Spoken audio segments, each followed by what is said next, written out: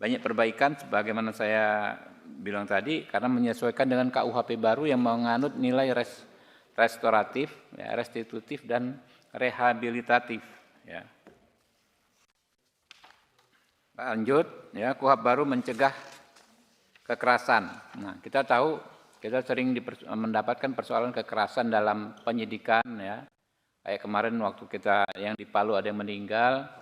Di KUHP yang baru ini kita siasati, ya, kita atur agar berkurang semaksimal mungkin.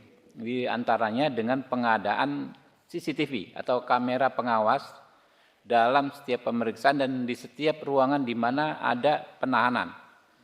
Ya, jadi di ruang tahanan itu harus ada CCTV dan dalam setiap pemeriksaan harus ada perekaman. Ini di pasal 31 nanti ya. Lalu KUHP baru memperkuat peran advokat. Advokat ini kan orang yang bekerja melindungi hak-hak orang yang bermasalah dengan hukum. Kalau kemarin advokat ya selama 44 tahun mendampingi kliennya diperiksa, dia cuma bisa mencatat dan mendengar. Tapi di KUHP baru advokat bisa menyampaikan keberatan ya, kalau terjadi intimidasi terhadap orang yang diperiksa. Ya. Lalu ada penambahan, advokat juga bisa mendampingi saksi dan korban. Kalau di KUHP yang lama, advokat itu hanya mendampingi tersangka. Banyak perkara, misalnya ya ada 15 orang mahasiswa demo misalnya, bentrok, dia tangkap, gitu kan? Kalau zaman dulu ini ya, semua diperiksa sebagai saksi dulu. Jadi nggak bisa didampingi advokat, baru terakhir sebagai tersangka. Kalau sekarang saksi pun harus didampingi advokat, gitu loh. Lalu yang paling penting juga KUHP baru memaksimalkan restoratif justice. Kami bikin satu bab khusus restoratif justice. Jadi mulai penyidikan, penuntutan sampai persidangan bisa di restoratif justice kan. Jadi intinya restoratif justice itu kan bagaimana penyelesaian perkara dengan orientasi pemulihan kerugian korban.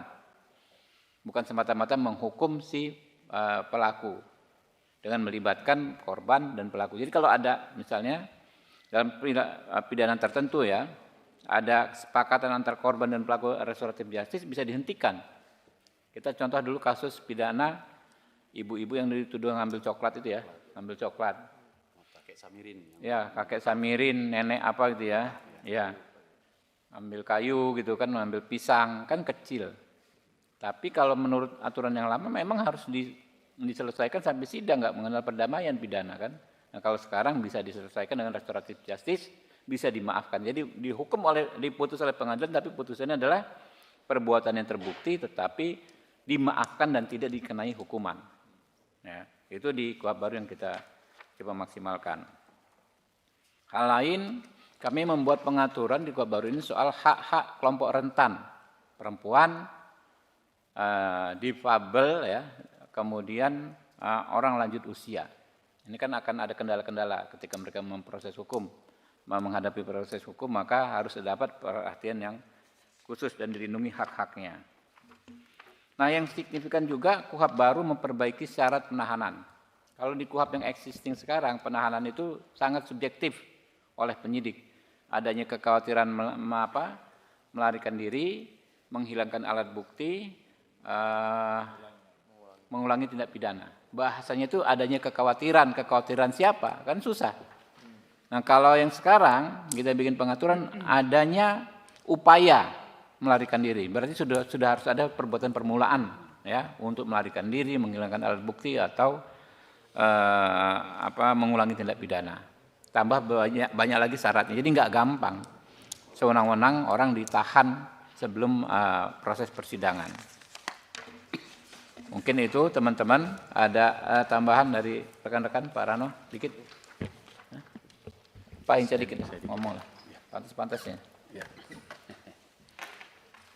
Makasih, saya tambahkan teman-teman. Ini adalah komitmen Komisi 3 yang secara terbuka menyampaikan ke publik untuk memaknai meaningful participation ini, untuk membahas sebuah rancangan undang-undang. KUHP ini sangat penting bagi kita semua sebagai bukti konkret Indonesia negara hukum. Karena itu, engine utama memastikan negara hukum ini salah satunya adalah KUHP yang baik ini. 44 tahun sudah berlangsung, tentu sudah layak untuk kita perbaiki. Karena itu, Komisi 3, di bawah pimpinan Komisi 3, beberapa minggu ke depan ini kami akan turun ke dapil masing-masing.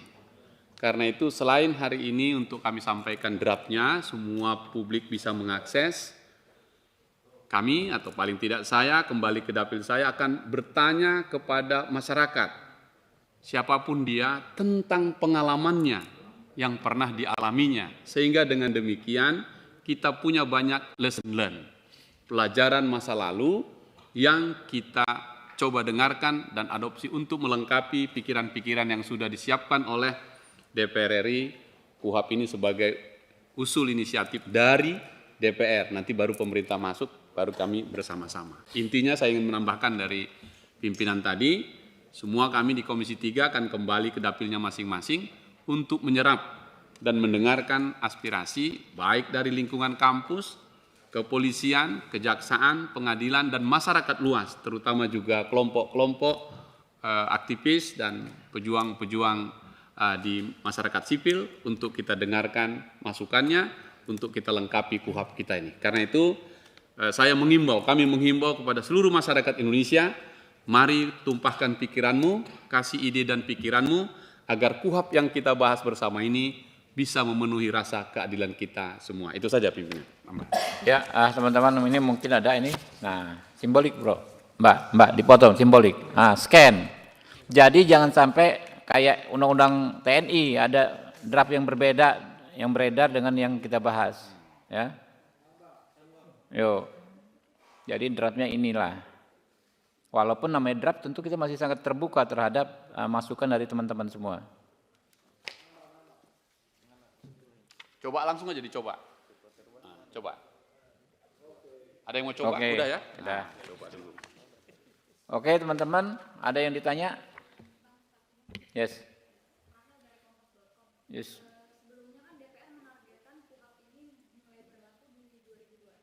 Ya.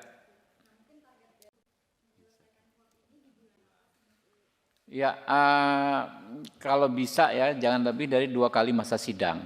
Ya. Jadi kalau 2 kali masa sidang, insya Allah sih siap ya teman-teman ya.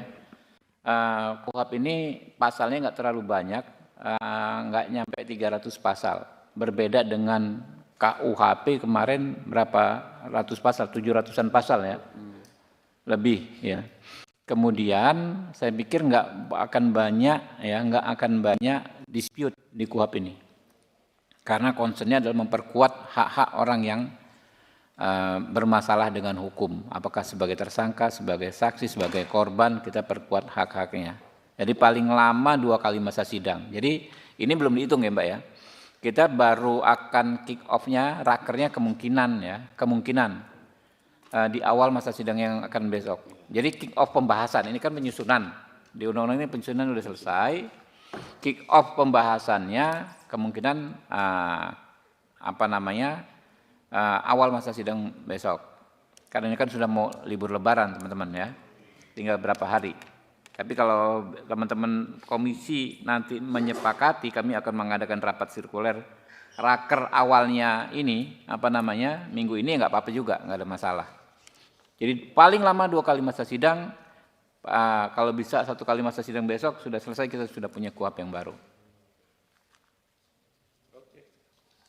Oke teman-teman ya, terima kasih. Pokoknya masukan kita tunggu terus ya. Yuk.